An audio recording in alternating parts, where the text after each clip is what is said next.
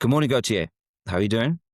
Good, thanks. How are you? Good to see you. Thanks for joining us on this. It's really gracious of you to give us your time. I know you're really busy. So for those of you out there who don't know my guest, this is Gauthier van Malderen, CEO and co-founder of Perligo. How would you describe Perligo rather than me give it a butchered attempt? Sure. So Pelego, we're an online subscription service for books. We initially started as a textbook subscription platform.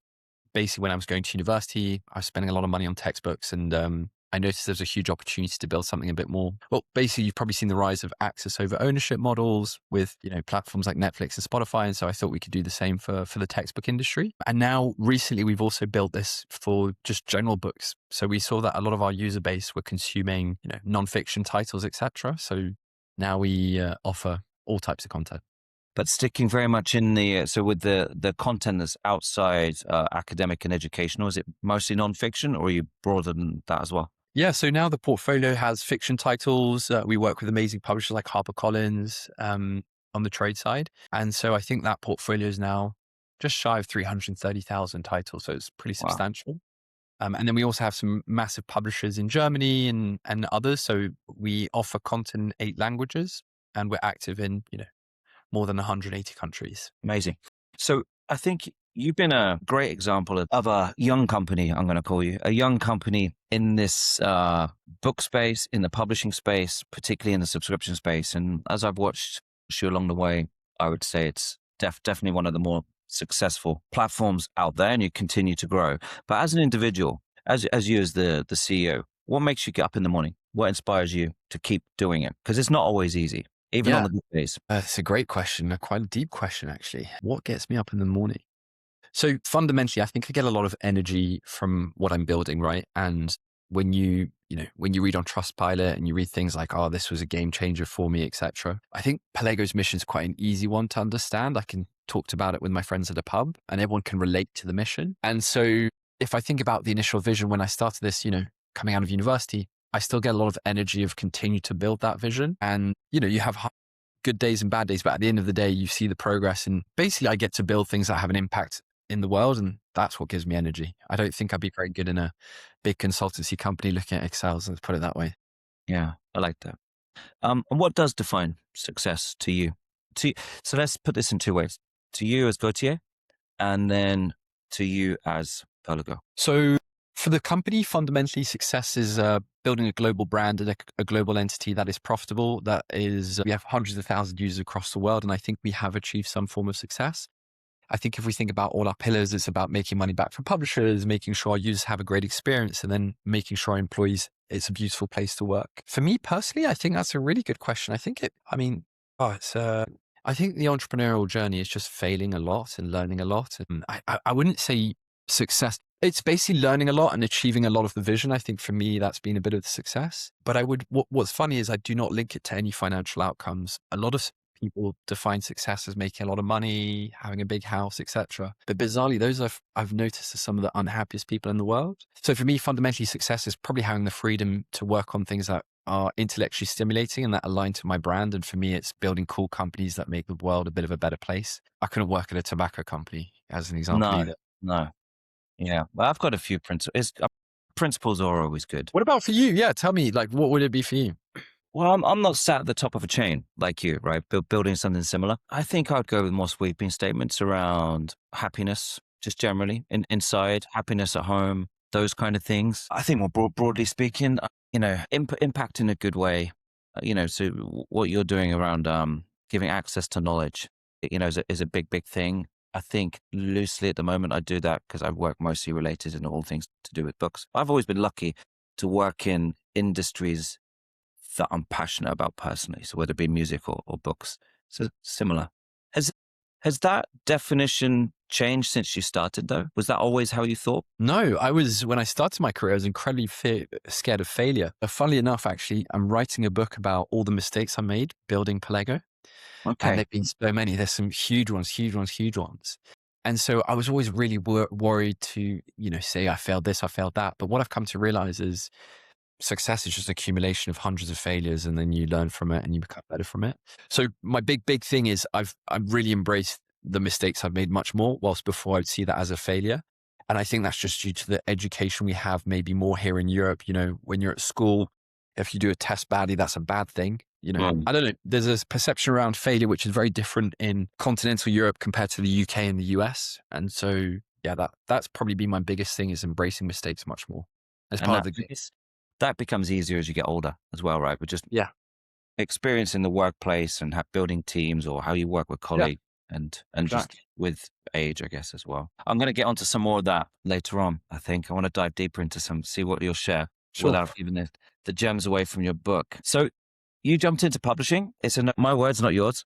I would say it's a notoriously slow industry, because it's always been able to be. Books historically have taken a long time to write, long time to produce, etc. And then when I've bought the technical companies, even when I sat on the publisher side it was always a bone of frustration for me. Has there ever come a point where you came close to wanting to abandon the idea completely because it was just so overwhelmingly frustrating? Because you've obviously not abandoned it. And then, so I want that answer to then kind of move into like, what kept you going in those really difficult moments? Yeah. So today, I think we work with over 12,000 publishers. And I can tell you, in the early days, it was a hard thing. I had to learn all these terms. I've never worked in publishing, I had never even written a book, or I didn't know much about it. And I've got to confess, in the publishers in the beginning, they were really hard to work with. And sometimes they still are, right? It's a really old industry. It's changing a lot lately, and I've never seen so much change since I started Pelego. But basically, I think I had a lot of help, because I had a lot of help from other industries. So if we think about the industry we work in, publishing as a whole, and if I think about the niche that I started in, the textbook and the academic market,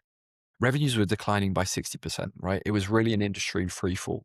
And what do I mean by that is, if you look at Pearson in early 2010, they were making billions of revenues selling their higher education products, textbooks, and materials. If we look now, that's like a sub 700 million revenue line for them. So because the industry is in such decline, because piracy was so high, because the end user, like students, they were really upset, because they're like, why am I buying the 15th edition, the 16th edition? They were buying a lot of secondhand. This industry was in a crisis. Is by providing a solution that had been seen in other industries, it made a lot of sense. Now, I do want to stress, one of the biggest joys I've had is I've had publishers saying, we will never work with you. And then you sign them with a new CEO or new leadership. And Yeah. that is an ego thing, but incredibly satisfying. Yeah. But I had some forward-thinking publishers in the beginning who gave me a chance.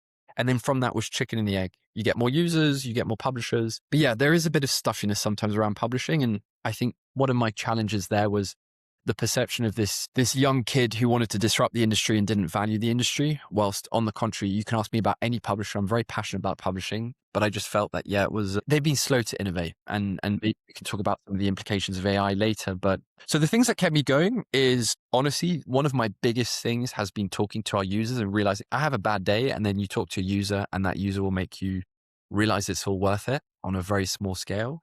But my user conversations probably had the biggest impact. And then what was also quite cool is you could share data back to publishers saying, look, in our search, we've had 22,000 requests for your title. And then you can start modeling out the revenue and the scale. And But yeah, I think for me, just the fact that you're onto something and you're building something that people truly care about, that's Yeah. probably been the biggest one. It must be really fulfilling to get that direct. And like you said, maybe it's just one person. Yeah. You need to read one great comment, or hear something very positive from one person to make it feel worthwhile. And then the other point you made there, the whole thing with any of these newer business models, whichever way the money is made for a publisher, it's got to be about the education process, right? So you got the early adopters who've come on board because they're willing to just try to experiment. They might have certain guardrails, but then it's about feeding back so they learn, and you're learning along the way from their content too. And then, I guess it's just having the patience to keep knocking back we made the new learnings every time. Yeah, we made some huge mistakes. Like in the beginning, I thought the publishers were, evil and mean for asking $400 for textbooks. And I can assure you that messaging in the press and things, we had this big article come out in Forbes once and in the Times, that really upset the CEOs of some of the biggest publishing houses. And I had to really learn to change my messaging to say, we're here to help the industry work with the industry. We want to create a recurring revenue line. We want to, help you out. But in the beginning, I thought of building a movement where we would go against the publishers. And what I learned is at the end, you had to work with the stakeholders, and I had to iterate a lot of their feedback. So some big things on Pelego that publishers love is we collate all the data. We're a recurring revenue line. We're pure digital. So you can sell, one of our biggest markets is South Africa. Bizarrely, that was a low revenue territory for some of the publishers. So you could diversify in international markets. But yeah, it's learning and Yeah. But something happened, right? There was a sweet spot somewhere where you somehow, from an outsider's point of view, you align the needs of a publisher and the needs of students, Yeah, and exactly. somehow brought those two together because there was a reason why they weren't coming together. Or as you said, the revenues were dropping so dramatically. Maybe that was piracy, maybe that was other things, but yeah, something really, really came together at some point for you. When you founded, was there ever something that you were so passionate about and believed in, one particular element, and everyone else thought you were crazy, but you held on to it? And now you can look back and go, I was really right. If you think about our vision, and our vision is now a bit more expanded. So the original vision was to aggregate all your book material. And now we built upon that vision where you can upload your own content, you can link content. We have created a lot of AI tools. So we now offer text to speech where you can listen to all the books on the go. And that's been quite impactful. I My imagine. original vision of creating a subscription service for books, I have stuck to it from all the time. I've had challenges, etc., but I stuck true to the vision. And that's where a lot of people said no to me, which is people won't consume books like they consume music or movies. And to some effect, that's true, but to other effects, that's the way the world consumes all content today. And so I think the biggest thing was I really believed that you could access millions of books for, $15 a month. I stuck true to that vision and we're still here today on the subscription play. We haven't moved from the subscription model. You haven't diversified or offered hybrid business models. We thought about doing a la carte. We thought about doing a different tiered approach. So interestingly, I thought, could you charge more for premium text to speech, audio narrated voice? At the end of the day, no, it's the simple sub product. We have now diversified our plans and our pricing and packaging, but ultimately the subscription offering is pretty much the same. Yeah. And what, And that's the one thing I'd say I'd stay true to from yeah. the beginning. And what evidence was there along the way that made you wholeheartedly stick to it when there may have been hurdles or barriers in the way to just really double down and be like, no, this is where we're heading? Yeah. And look, with everything, right? And it's funny because sometimes people say I have no competitors in the market. I think every company has competitors. And if you don't, that means you're doing something either crazy or people have failed at it before. I think the indication, the biggest thing for me was the retention of users using Okay. the recurring subscription model and the fact that you could. I'll give you an example. We have a lot of students who study philosophy and for no additional cost will they dip into history content. And so for publishers, that was incremental and new revenue and digital revenue. And it's really important to note that 10 years ago, digital revenue was maybe, you probably know this, like 15% of publishers' revenue. Now it's like 50%. So the digital component and the subscription component and the statistics and the data behind that, that was the leading Yeah. indicator. Okay. You mentioned something interesting there around people citing that you didn't have competitors, but you didn't necessarily see it that way.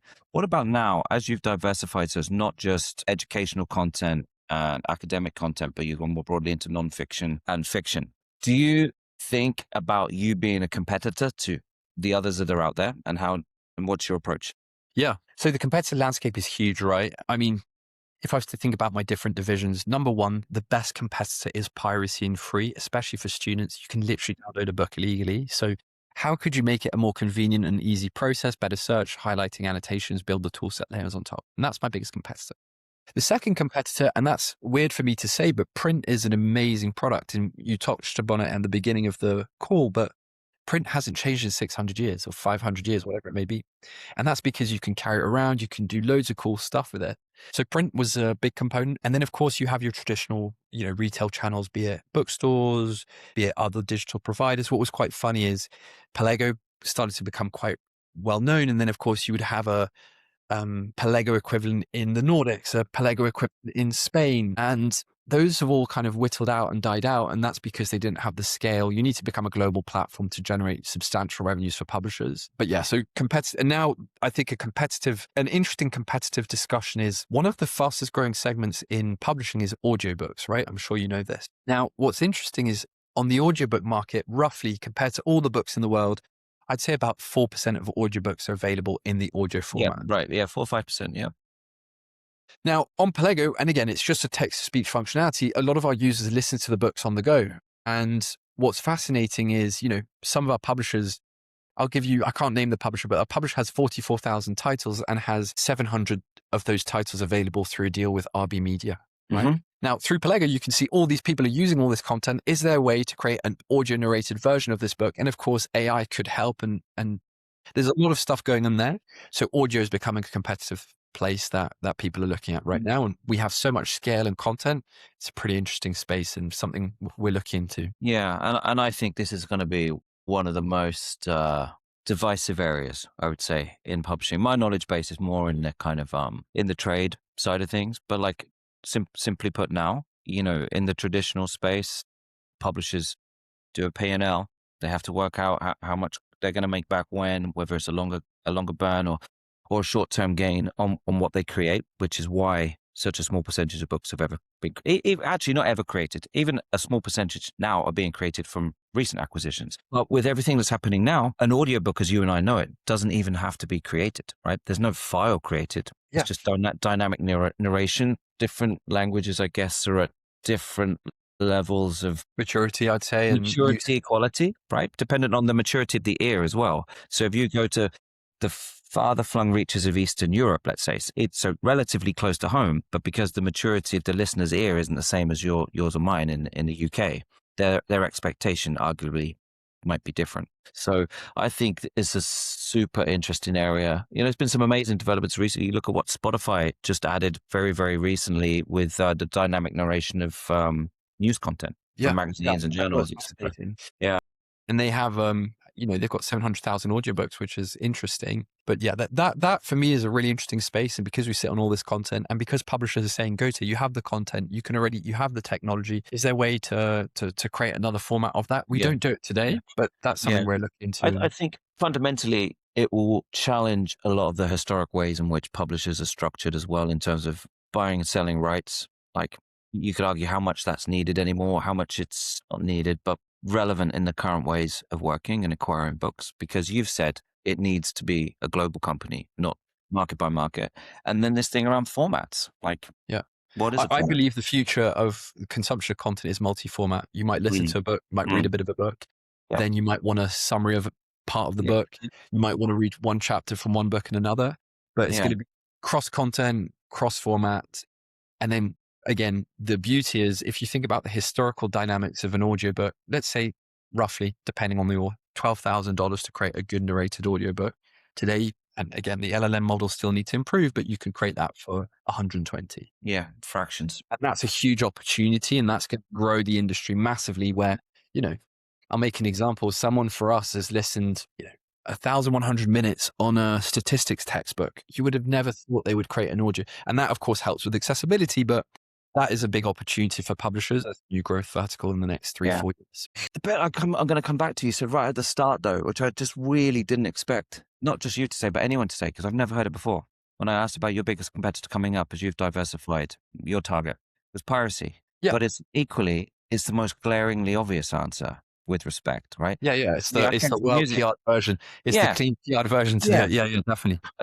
I switched into publishing, having just been right at the forefront of launching Spotify, whatever people think of it in the music world. But the genuine prime reason for all those major labels like there were 6 people at Spotify when we did that deal, was because it wasn't a way to kill piracy, but it was a way of putting a harness on it and providing a legitimate alternative where the creators could still get paid. I know there's a lot of debate around how much people are paid and how they're paid, but the intention was the same. But I don't hear this very much in the publishing world. In fact, when I first joined publishing, I remember sitting, and I was sat in all of these meetings and I'm like, what did you do in music? How did you tackle this? What did you, and it was, everything from marketing and new business models, new formats, but there was a big thing around piracy. And I sat down and I was like, well, we have to think about this. And I was literally batted away like we don't have that problem.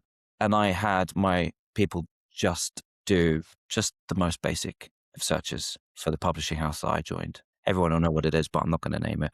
But, Yeah. Yeah. and it scared the shit out of them when they literally just looked. And it's not about number of times, where you literally just say to the finance director what that would feel like as lost revenue. And of course, it's not all lost revenue, because some of those people would never have had the intention to buy. But it's those people in between. It's hard to gauge the intention because of the accessibility in the old school term to content. It's not just about the willingness to spend. And then, of course, there's some people that don't know they're doing anything wrong. In certain parts of the world, it's more of there's a cultural acceptance. Especially in academic learning as well. So Mm. you probably know this in the Nordics, there is no perception of piracy. It's like a God-given right that you should be able to find content out available online, etc. But I think, look, what happened, and you saw this with Spotify, is at the end of the day, piracy was the best product. and it's the convenience, it's everything, the in-platform functionality. You're paying $12 a month for the music. You could still go and download this if you wanted to. It's the Mm. convenience of having Yeah. everything there that gives Yeah. you Yeah. that Yeah. choice. Yeah. Yeah. And I think, in all due respect to the music industry, it was in such a crisis that, and as you know, right, it was tested in the Nordics to begin with, because that was where the piracy was the highest in the world. And it was a low test environment, a low risk environment. But now that industry's back to growth. And yes, I know artists are upset about that. The difference with maybe the publishing and the artist world, the music world, and it's a bit rude what I'm going to say, but a lot of, especially in academic publishing, you don't necessarily do it for the money. You do it to publish, to give back to the academic ecosystem, etc. But the dynamics of publishing have now completely changed. Yeah. Also, back of the dynamics we've seen in music and in movies. And I think maybe there's some of those learnings that the publishers, it will be, they will have taken a lot of learnings from watching what other industries, not just music, did in that space in terms of what they think they got wrong, what they got right, trying to protect the income stream for authors and for the publishing houses themselves. And I think that's probably quite wise. It's always good to listen and learn, but Yeah. maybe that just Just to made, jump in there, for example, one thing that would never work in this industry that I'm working is the freemium model. And if you yeah, think about the Spotify freemium model, let's be honest, I don't know.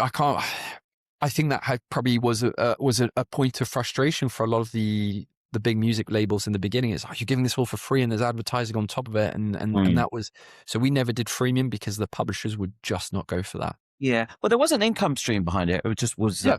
even lower than the But if you look at the premium subscriber base that yeah, Spotify and the yeah, ARPU and the revenues from that, yeah, for me, they use that as a channel to acquire customers cheaply to push them through the funnel. And they've done that yeah, yeah, pretty yeah. They've well. done it very well. That was a drag on the Also, business for some time. Yeah. advertising and sponsorship in the publishing world is, a dirty word. I think Exactly. Forget in it. all my years, I've seen one model that's embraced that at all. So Yeah. I Yeah. don't know how successful it's been. Yeah. What's the most expensive lesson you've learned that you don't normally disclose, but it might be in your forthcoming book? Loads of expensive lessons. Actually, probably a company is down to one thing and one thing only. And I think that's just down to people. And my biggest lesson is, bizarrely, not parting ways with, not firing fast enough is my most expensive mistake. You can hire fast if you need to, but that's not expensive. You know, after 3 months, if this individual is going to be a good fit for your company. And what I tend to do is, give it a bit more chance. I don't want to have Yeah. that difficult conversation. Let's give it a go. And you realize 18 months later, it wasn't a good fit. And so the biggest opportunity costing your time, as a startup, is actually your time. And by not moving more quickly on that, you've wasted 12 to 18 months plus rehiring, etc. So people was probably my biggest asset, but also some of the biggest mistakes, not parting ways fast enough, which may be a bit weird to say, but yeah, it's No, probably, I think it's a great answer. It's not, and again, it's not one yeah, you come across very often, but yeah, it's tough, right? I guess the people management side of things is really really hard, particularly in the younger stages of the company when you're really small and yeah, everybody's a team, right? I don't yeah, know the ins and outs of how Polygo works, but if you've got a very small startup and there's no sense of real hierarchy there, and you can't hide behind things, you work all day together hard. You might go out and socialize together after work, and that must be really really difficult. yeah, no. And what's funny is, in the beginning, we had no idea what we were doing. We were just a bunch of hungry kids to learn. And I think maybe I had the ignorance of youth, or the ignorance of not working in the publishing industry, because publishers always said, this is never going to work, etc. And then what I did is I hired some senior execs from big publishing houses, and that didn't work. So again, my learning is, take someone who's not well versed in the industry, but incredibly passionate to learn, than someone who's done it 20 years before. And again, Mm. it's a balance, right? It's not, I'm not saying black or white, but better to hire someone with passion than with experience sometimes. Sounds weird, but No, but I think there's a real good lens sometimes in naivety. yeah, You know what I mean? It's like, because you need to be challenged sometimes. When people come in and sit in your company and ask, why do you do it this way? And, particularly bigger companies, they'll just be like, well, because we do. yeah. But that That's just person good. that can nag away going, but why? And they might suddenly cite finances or process, or just suddenly blow the door open. You've got no answer why. I think that can be incredibly valuable. On a personal side of things, as an entrepreneur and a CEO, what boundaries do you put in place between your personal life whilst you're very hungrily building a business at the same time? Strike a balance. I'm not good at it. I'm not good at it. I'm afraid. The honest matter of the fact is, I'm not good at it. I didn't have a balance, to be honest. I don't believe in the balance in the early days, to be honest. I think if you're incredibly passionate about what you're doing, Mm. you're going to have to over index in some sides of the business or Yeah. your life. And so I was fully into Pelego, and I think it took a priority over my personal life. Now I'm finding a better balance, and that's just because my baby, which is Pelego, is in a much better state, right? In the early days, it's will this survive? Will this even work? Will this? You go through lots of stages as you scale and grow a company. And so right now, me, it's much more where we are is optimizing, growing, profitability, all those buzzwords. Whilst in the early days, it was, wow, will we make payroll next month if we don't raise this round of fundings? Yeah, I don't think I'm great at it. Now I'm getting a bit better, and it's some feedback I had from the board. It's finding that balance. I have some friends who, some people I get on really well with who are also founders. And what I've noticed is because we're always online, always digital, always etc. It sounds strange, but not having your phone and trying to be a bit of, I'll make a random example, like fixing a fence or doing some manual labor. Yeah. It's quite relaxing, Yep. like painting or something, painting a house or Yeah, I whatever. do. I literally step outside sometimes when when your head's so cloudy with Yeah, whatever it is you work because you're not stepping away from it. yeah, I'll go out and like prune a hedge nice. or just something Is there because a you're hedge by the outside. owner or is the hedge is gone? Yeah, leave the phone in the office, away from the laptop, and just do something Yeah. completely That different. that that is my big thing. That is probably the most one of the best things. Yeah. But you said something in the middle of all that. You said about even in those early days when you just kind of buried in everything to do with the new business, but your point was still about people. So when I said about the balance between personal and business, for some, the personal might be your partner or you've got a family and those kind of things. You said about not making payroll, so that showed you caring about the team, right? So that's a very personal element still. It might not Yeah. be your personal life, but it's a very personal. Yeah. And look, my some of my best friends are the early employees of Pelego because in a weird way we've been through so much that none of my partners or anything can even imagine, where you have the Matt Davis, who is our co-founder. We had a hack 4 months into going live. Right. Mm. And so we had to stay up. He had to stay up for 3 weeks trying to fix it. It's just these things that you go and grow through together. And so, yeah, I do believe, unfortunately, and that's still the case, Pelego is very intertwined to my personality and the brand, and what we've built is still very much linked to the founders. But I think that's just the kind of company I've built because my own values align to what I was building here. What question do aspiring entrepreneurs or startup founders never ask you, but you really think they should? That's a good one. So the entrepreneurial world's changed quite drastically in the last 3 years, as I'm sure you've seen. Every Joe, Jack, and Jill is now an entrepreneur, and they're all vibe coding something. And my big learning out of all of this is the one thing and the only thing, in coming back to your question around success, the most inspiring, successful people I know, it's not because they're more intelligent. It's just they were persistent, and they've all had dark, difficult days. There's one guy who's telling me a story. He had a lawsuit from another company. Wife left him, and he just persisted through. And then it was a huge success. But in those days, he didn't see it, and he thought, I'm going to lose it all. So yeah, I think the question people never really ask is the persistence thing is the thing that I would give back to entrepreneurs is forget all the rest. You're going to have great days, bad days, highs and lows. That's part of the journey. Just accept it. But you have to continue to persist through to your vision. That's my big thing that I think that people lack today. And that's also because in this age of information, you can get everything. You can also, if I couldn't build Pelego vibe coding today because I had the readers, there's a lot of complexity in this business that I built, the relationships with publishers, and that's taken time. And so I've had to be persistent, patient, and have to go through quite a lot to get there, but it's totally worth it. And so if you're going to create a quick AI company or something like that, you need to have the persistence or it will fade out quite quickly. Well, that leads me on to another point, right? So if you were going to start from scratch Yeah. today, if you were just revisiting this thing as a young 20 something, no network, no funding, no portfolio, but obviously the technological capabilities have completely changed in this age of AI. Is there Yeah. anything you'd do differently, or how would you start? So I started no network. No one ever helped me. The big difference I have today is you can visualize a proof of concept very, very quickly, which is really nice. You can Yeah. demonstrate the vision much easier. Whilst before I had to show sketches of what I was going to build and what I was going to do. The second layer of the big difference is you can build a company for a fraction of the cost that was the case 8 years ago, right? Yeah. So that's fantastic. So what would I say to a young 20-year-old doing it? For me, probably I still believe I think the thing that I've done pretty well and that I've always had is I was very good at cold emailing or getting someone who was I'll send you a cold email saying, Nathan, I know you're passionate about the publishing industry and could you invest? I think a good cold email, my big lesson is don't use AI to do cold emails, a good personal cold email. I got investors because I sent them a personal note with our investor deck to their house. And they were like, wow, that shows entrepreneurial grit and spirit. That I think in this world, I would double down on because personalization and having a good email is so rare compared to all this. I'm sure you get this on a daily basis. You get so much AI crap into your email, right? Yeah. And none of it's researched. Yeah, Yeah. exactly.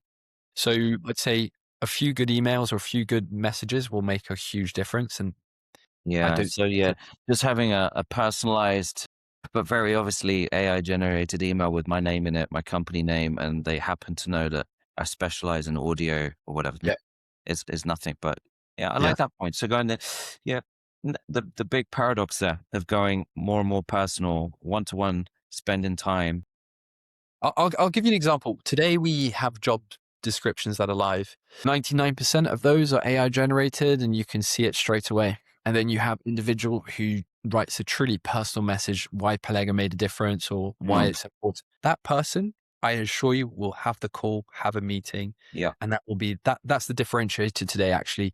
The yeah, creativity and the originality is with everything happening AI, authenticity is completely removed. And so yeah, I would go back and double down on that actually. really good one. I like that a lot. I'm gonna let you free soon, Gauthier. But a couple more things. In Yeah. years to come, right?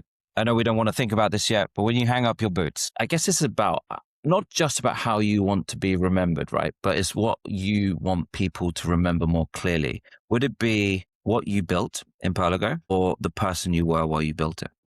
These questions are, I think, probably what we built at Pelego. Yeah. I think that's more important. The legacy of the company is more important than the legacy of the individual. And today you probably see through the SpaceX IPO and stuff, founders get a valuation premium. And don't get me wrong, I'm probably sure we got some of that. But you need to be able to build a company which isn't dependent on the founder for its existence, which tends to be still a lot of the case. But it'd be so cool to say, oh, I built Pelego, used by millions and millions of users and, changed an industry in a good way. That is Yeah. something that I'd be very proud of whilst the person you changed so much throughout your life and I'm sure still be very different in a few years. Yeah, the products that or the companies that you build, that for me is probably a better thing to put on my tombstone. Okay. I wasn't going to go there. Yeah, yeah, yeah. I know what you mean. No. Yeah, I like that too. I like that. And I guess, but with some of the answers you've given here, it's very clear how much it's not just about how much you care about the company and the structure and the environment you're building, and then what the company delivers to the wider world. But you seem to care a lot about the people within that too. So I do. there's a personal, It's there's a important. Gautier thing in there as well as a Yeah, Perla thing, I think. it's important to create a great company that people want to come to work for and a great environment, a work environment. Mm. Because you don't want to profiteer off hundreds of people just to make money on your own back. Do you know what I mean? Yeah. Everyone in Palego has equity, and I hope everyone will do successfully on the back of this. Um, a nice, good work environment for me is something that is critical. But of course, sometimes there are things like, for example, and this is maybe again an unpopular thing, but I do believe in in-person interactions, for example. Yep. We always meet at the book fairs and things like that. If you were to ask me today, if I was a first-time founder building a company, I'm a young 20-year-old, I don't think I could believe it. I don't think I could build it 100% remote because I want to Mm. be next to the people who are the early days. It is just a struggle and a slog. But if you're with 5 people who you enjoy working with and you see your other friends Yeah. or peers Yeah. working, that's a motivator. And I Yeah. just think I don't believe in that on a remote level. And the remoteness that was created off the back of COVID and stuff, it facilitated lots of things, right? That we couldn't have done otherwise. But I'm completely with you. There's something around, you can get on with people on a screen and you can exchange information and data and, contract terms and all these kind of things. But quite often the things that get things done, I can't think of the proper word for it, but it's that personal connection, Yeah. whether you like the person. And for me, I know it's like, do you believe in them? Like, do you trust that they're going to be as passionate about pushing this thing that you're about to sign on as you are? That's for my business. Yeah. No, And so that can't be removed. And I think that's why, there's still a lot of value in, trade fairs and exhibitions and talks and all these kind of things. Cause it'd be so easy to not do them and be like, oh man, we got this exhibition again. But you see the enjoyment, like at a Frankfurt book fair where people congregate for the one time in a year they do, particularly from more disparate parts of the world. And, you know, I very much believe those would be the points where certain deals get done. that wouldn't otherwise.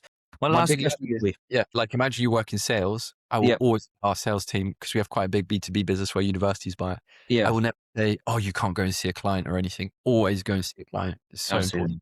Yeah, yeah. Yeah. And sometimes that doesn't have to be just to strike the deal. It's just to keep that like Yeah. building your networks and keeping those relationships warm and just sitting down for a beer or a coffee or going for a lunch. It can goes a long way. 90% of work deals, you don't even talk about work, to be honest. Yeah, I've noticed. exactly. It's about building trust in a relationship over time as well. My last question, Gauthier. Now I'll let you go. What next? What can you tease us with? Oh, well, the only thing I can tell you is that right now I am writing a book and that Mm. will come out soon. But apart from that, not much. Right now, very focused on Palego, continue to build this. Let's see what happens over the next few months with Palego. Got some cool things coming. But on a personal note, yeah, my book around all the mistakes I've made. And you have a publisher? Yeah. Yeah. It's, I've got one in the UK and I mean, I'm happy to, yeah, I've got, it's Profile Books in the Okay, UK. yep. Great home. We've already sold the rights to some other markets. So in Belgium, Pelkmans, which is a really cool I know publisher. Falcons. Yeah. Yeah, they're lovely. So I'm excited for that. It's gonna be called Startup Confessions: Mm, A Founder's Guide to Getting It Right and sometimes, sorry, to getting it wrong and sometimes right. I And like it's like this. short chapters. There's one around working from home, and there's one around compensation, and just all the mistakes I've made. And so hopefully, it's like a bit of a playbook where a founder can read it. It's quite like in a funny tone. It's not too serious because I find all these business books can be a bit heavy and you know and I save the world, but actually reality is, and that's one thing I've learned from lots of founders is we all go through the same stuff, but sometimes people are not very transparent and open about it. Yeah. And so, yeah, it's just a fun little book. So I'm looking forward to that. And also in my own publishing, I've never published a book, didn't know how that worked. So that was a fun experience to do. And so now Yeah. I know the sector of the And so we're on topic. What have you done with your audio rights? nothing yet. Nothing. Yeah. I haven't done it at all yet. So yeah, I'll definitely have a chat. Nothing yet. I'm not sure if I'll make it to an audiobook, but let's see. Yeah. We don't need audiobooks anymore, right? You Exactly. just read it We'll out. use the recording to use this and then we can Yeah, translate it. exactly. And we can listen in English, French, Flemish, Dutch, variations of anything we need. Cool. Sounds good. Right. We'll say goodbye and thanks for your time, Gauthier. Lovely to see. Thank you